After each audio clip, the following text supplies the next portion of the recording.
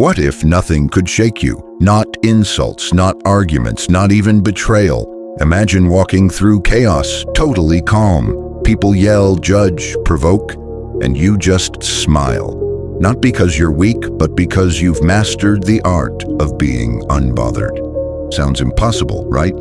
But the ancient Stoics did it every day. They were surrounded by war, politics, betrayal, and still kept their inner peace. Marcus Aurelius ruled an empire. Epictetus was born a slave. Seneca mentored emperors. All of them shared one secret: the ability to control their reactions no matter what life or people threw at them. Here's the real question: how can you become unbothered by people who try to test you? What did the Stoics know about anger, restraint, and emotional power that we've forgotten? Because let's be real, it's easy to snap back. It's easy to get triggered. But is that strength? Or is true strength about staying grounded when everything else is shaking?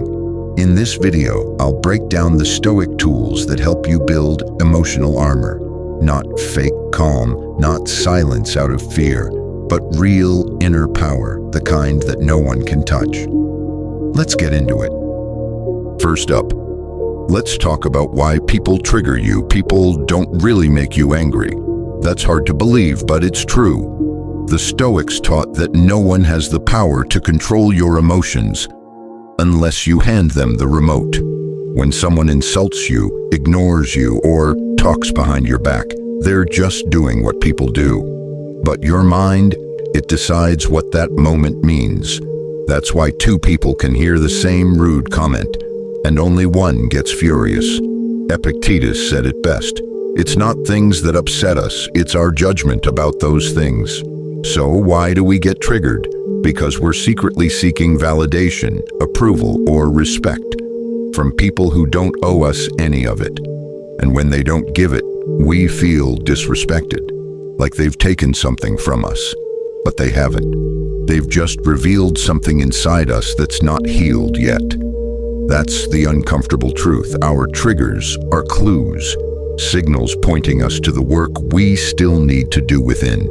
The moment you realize that your anger is yours, not theirs, you take back control, not of them, of yourself. And that's where real power begins, because no one can press your buttons if you've removed the buttons. Now, let's move on to something crucial. Control what you can. Epictetus taught one idea so powerful, it could change your life. Some things are up to us, and some things are not. That's it. That's the Stoic filter. Run every situation through it.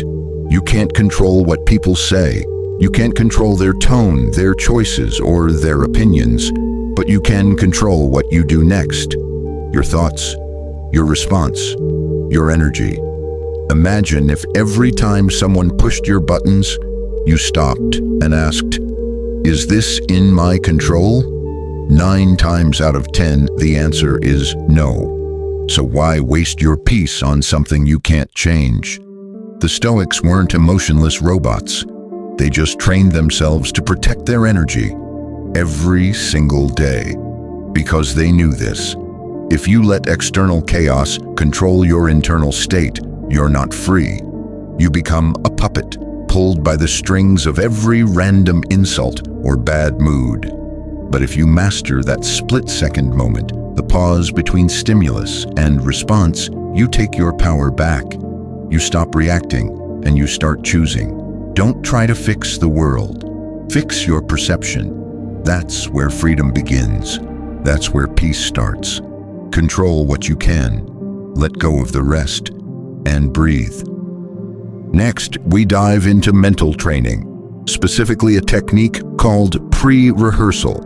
Want to know a Stoic secret? They expected things to go wrong every day. That's not pessimism, it's power. Marcus Aurelius started his mornings by reminding himself, "Today I will meet with interference, ingratitude, arrogance, deceit." Not because he was bitter, but because he wanted to be ready. This mental preparation is called pre-rehearsal or negative visualization. It's simple. Before the day begins, imagine the worst. Picture someone cutting you off in traffic, your friend canceling plans, a co-worker making a snide remark. Now, decide how you'll respond. Calmly, intentionally, like a rock in the storm. Why does this work? Because surprises create spikes. Anger spikes, stress spikes. But if you've already seen it in your mind, it doesn't hit as hard in reality. You've already been there. In your thoughts, it's mental armor. It trains your brain to expect the mess and meet it with grace. You don't rise to the occasion. You fall to the level of your training. The Stoics knew that. That's why they practiced daily, not just in action, but in mindset. Want to be unbothered, rehearse the chaos. And when it comes, you'll meet it like an old friend. Let's talk about one of the most powerful Stoic weapons: silence and restraint. In today's world, everyone's quick to react, quick to clap back. But the Stoics believed restraint was a form of strength most people will never understand.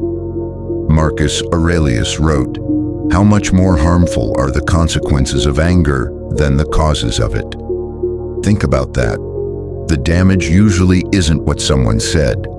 It's how we explode in response. You know what's more powerful than proving someone wrong? Not needing to. You know what really confuses toxic people? Silence, calm, eye contact without emotion. Why? Because they expect chaos, they feed off it. But when you don't react, they lose their grip. You take away their fuel. Stoicism teaches that silence isn't weakness, it's strategy. It's standing tall while others lose their minds. It's knowing you don't owe anyone an emotional reaction. This doesn't mean you tolerate disrespect. It means you choose your battles and you don't let noise enter your mind. You learn to pause. You learn to hold your peace like a sword in its sheath. True power isn't loud. It's disciplined. It's quiet. It doesn't flinch when provoked. Silence is a weapon, and restraint, that's how you win without lifting a finger. Now, here's a mindset shift that can turn insults into strength. Here's the truth. People will talk. They'll insult you, misunderstand you, mock you, sometimes even in front of others. And it hurts if you let it. Seneca had a wild take on insults. He said, "A wise man is indifferent to everything he cannot control. That includes opinions. That includes gossip. That includes lies. Why let someone else's words decide your mood? Why give a stranger the keys to your peace?"